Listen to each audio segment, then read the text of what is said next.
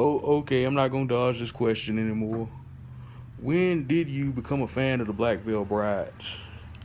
And when did you start sharing them on your page and buying their t-shirts and other merchandise? I want to say it started early or late last year, late 2015. I would tag Andy and the band in quotes that they made about everybody dressing in black in satanic or devil worshiper, or everybody listen to metal and in the devil worshiper. I would tag Andy and I would tag the band and stuff, and they would respond. A lot of times you don't see that with bands, especially a band as busy as they are. And then over time, uh, I would have some of their fans, because I'd make it known I'm like I don't really listen to them, but I'd have fans approach me and tell me about what their music's about, because I'm a Christian, and I was always told that they were satanic, they were involved in the occult, and a lot of other nonsense. And a fan who's a friend of mine just said, "Pat, just see for yourself." And I began to research some of the lyrics to their songs, and I found out that their songs have a lot of meaning. Their songs do stuff for a lot of people. And so I said, well, I just listened to a little bit of that album.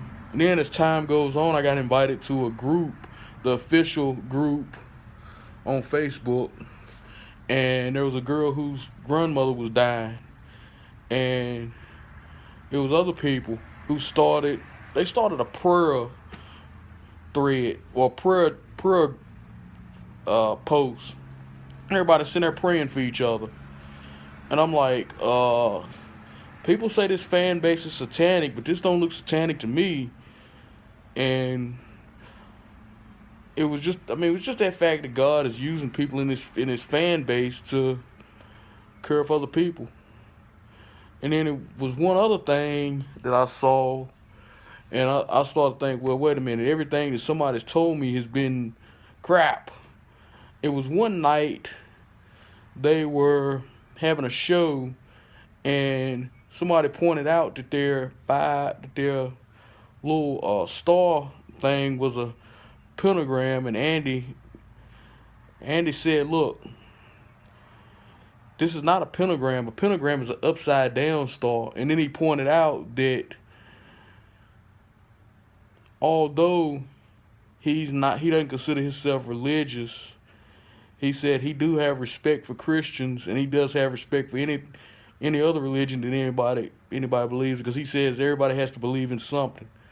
What kind of Satanists would sit back and say they don't have a problem with something that's the complete opposite of what they support? I mean, come on now. So I mean, that was another thing. And then when it was Ashley's birthday, and I shared something on my thing wishing him happy birthday.